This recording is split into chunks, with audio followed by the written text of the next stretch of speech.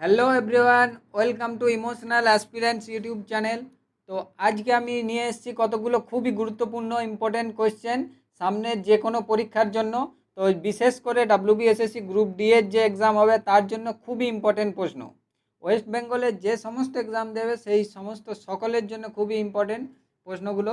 তো তোমাদের জন্য প্রথম প্রশ্ন হচ্ছে, পশ্চিমবঙ্গের কোন জেলার ওপর দিয়ে কর্কট ক্রান্তি রেখা গেছে? মুর্শিদাবাদ, নদিয়া, মালদা না আলিপুরদুয়ার? তো এটার উত্তর হচ্ছে নদিয়া। কিন্তু শুধুমাত্র নদিয়া জেলার ওপর দিয়ে নয়, বাকি আরও জেলার ওপর দিয়ে গেছে। সেগুলো হচ্ছে পুরুলিয়া, বাঁকুড়া, বর্ধমান এবং নদিয়া। এই চারটি জেলার ওপর দিয়ে কর্কটক্রান্তি রেখা গেছে। তো নেক্সট কোয়েশ্চেন হচ্ছে, জাতীয় শিক্ষানীতি 2020 এর মূল ফোকাস কী ছিল? এর উত্তর হচ্ছে বহু বিষয়ক এবং সামগ্রিক শিক্ষা। নেক্সট কোয়েশ্চেন, বিরসা মুন্ডা আন্তর্জাতিক হকি স্টেডিয়াম, যা দেশের বৃহত্তম হকি স্টেডিয়াম, এটি কোথায় অবস্থিত? এর অপশন ভুবনেশ্বর উড়িষ্যা, ঝাঁসুগড়া উড়িষ্যা, কটক উড়িষ্যা, রৌরকেল্লা উড়িষ্যা। তো এটার উত্তর হচ্ছে, উত্তরটা বলবো তার আগে একটা কথা বলে দিই, এটা একটা খুবই ইম্পর্টেন্ট প্রশ্ন যেটা ঘুরিয়েও আসতে পারে, যে ভারতের বৃহত্তম হকি স্টেডিয়ামের নাম কি? সেটা বিরসা মুন্ডা আন্তর্জাতিক হকি স্টেডিয়াম। তো এটার উত্তর হচ্ছে রৌরকেল্লা উড়িষ্যা। তো এখানে মোটামুটি 15,000 জনের বসার ক্যাপাসিটি রয়েছে এবং এটা 2010 সালে পুরুষদের যে হকি বিশ্বকাপ হয় সেটার জন্য বানানো হয়েছিল। আর এটা খুব ডেভেলপড একটা স্টেডিয়াম হকি খেলার জন্য। তো নেক্সট কোয়েশ্চেন, জাহাজ নির্মাণ এর চলাচল দেশের উপর ভিত্তি করে, মানে জাহাজ নির্মাণ এবং চলাচল কোন নীতি মেনে হয়, যেমন বা কোন সূত্র বা কোন নিয়ম? এটার উত্তর হচ্ছে আর্কিমিডিসের নীতি। আর্কিমিডিসের নীতিটা কি? আর্কিমিডিসের নীতি হচ্ছে, যখন কোনো একটা বস্তু তরলের ওপর থাকে, ঠিক আছে, তরলের ওপরে যখন কোনো একটা বস্তু ভাসে বা কোনো একটা বস্তু যদি ভাসার না এমনি থাকে, তখন সেই একটা ঊর্ধ্বমুখী বল বা ঊর্ধ্বমুখী চাপ, যেটাকে বলে ঊর্ধ্বমুখী চাপ, তরলের ওজনের সমান কাজ করে। তরলের ওজনের সমান একটা ঊর্ধ্বমুখী চাপ কাজ করে যখন কোনো একটা তরলের ওপর কোনো একটা বস্তু থাকে। এটা হচ্ছে আর্কিমিডিসের নীতি। আর যেমন ফ্যারাডের সূত্র, তারপর ফ্লেমিং ডান হস্তের নিয়ম, নিউটনের দ্বিতীয় সূত্র, এগুলো খুবই ইম্পর্টেন্ট, এখান থেকেও প্রশ্ন আসতে পারে। তো তা একটু আলোচনা করে দিই। নিউটনের দ্বিতীয় সূত্র থেকে মূলত বলের সংজ্ঞা পাওয়া যায়, যেমন F equal to M A, যেটা বলে বলের সংজ্ঞা পাওয়া যায় হচ্ছে নিউটনের দ্বিতীয় গতিসূত্র থেকে, বা ফ্লেমিংয়ের ডান হস্তের নিয়ম থেকে হচ্ছে সাধারণত জেনারেটর তৈরি হয় ফ্লেমিংয়ের ডান হস্তের নিয়ম অনুসারে। আর ফ্যারাডের সূত্র থেকে হচ্ছে ইলেকট্রোম্যাগনেটিক ফোর্স যেটা থাকে সেটা চিহ্নিত করা হয় ফ্যারাডের সূত্র থেকে। তো নেক্সট কোয়েশ্চেন, জাতীয় নারী কমিশন কত সালে গঠিত হয়? 1990, 1992, 1993 না 1994? এটার মধ্যে গুলিয়ে যাওয়ার একটা বিষয় রয়েছে, তাই এই প্রশ্নটা নিয়ে আসা হয়েছে।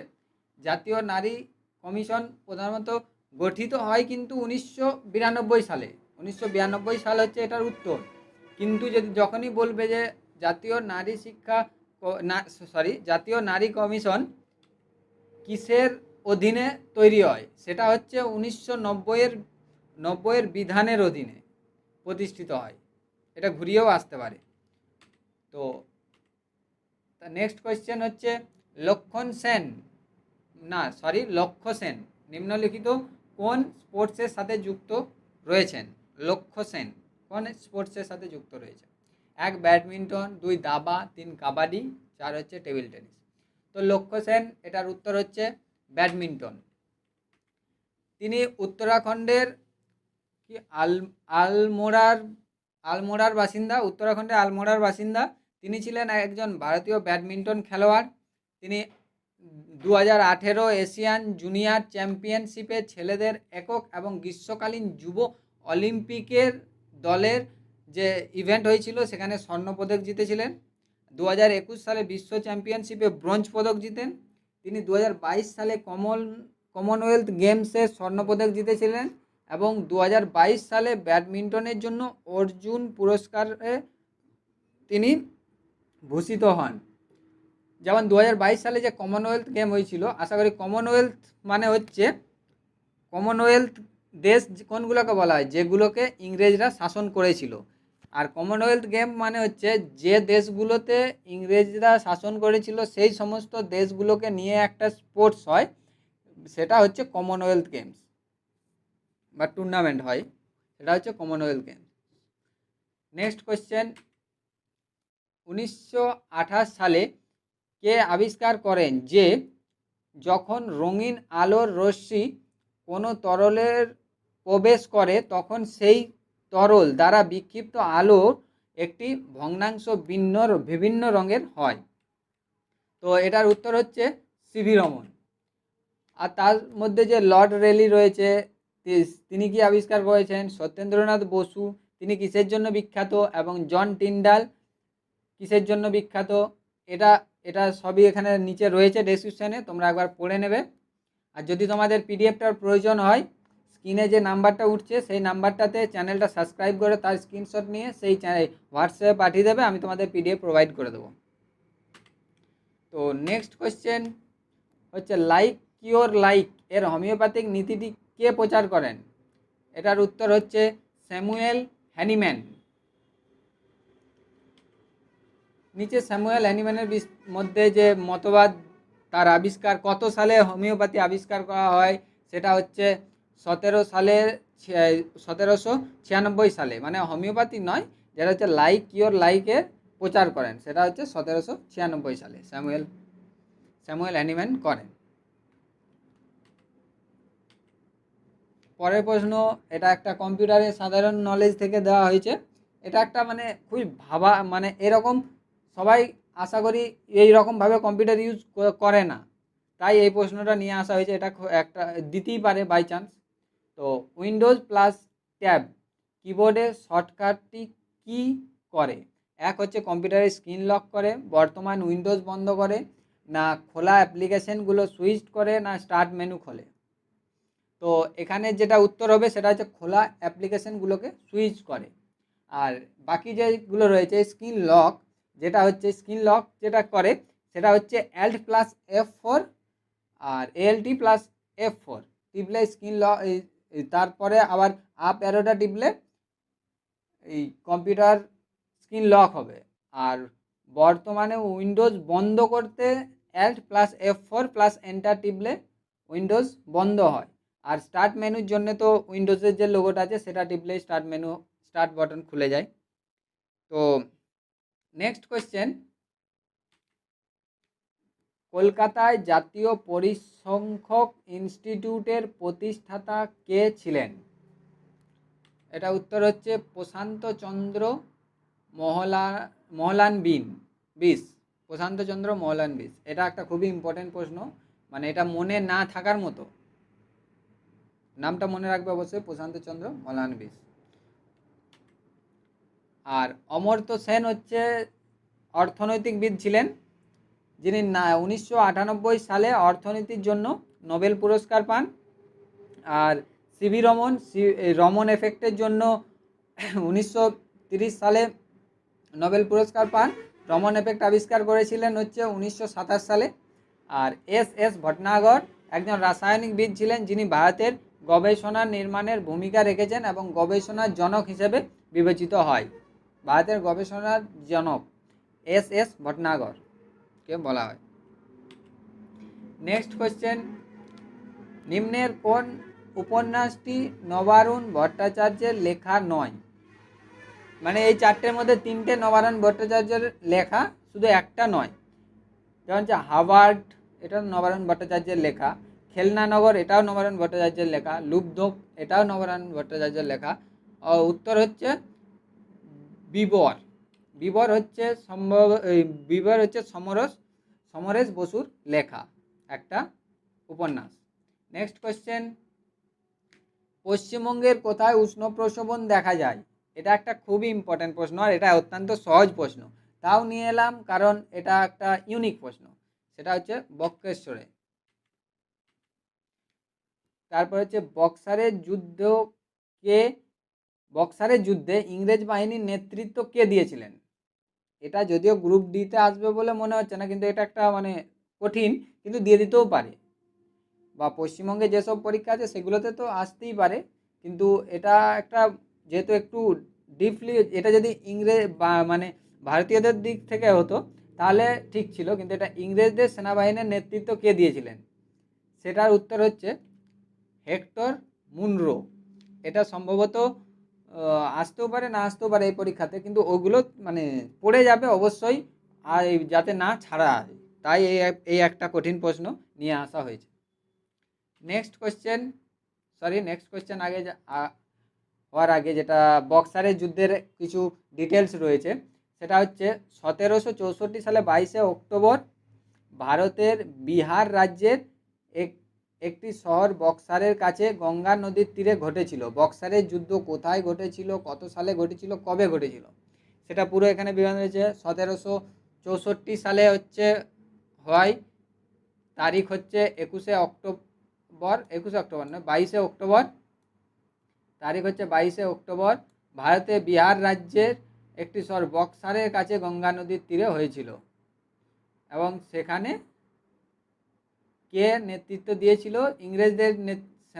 ইংরেজদের যে নেতৃত্ব দিয়েছিল সেটা হচ্ছে হেক্টর মুনরো।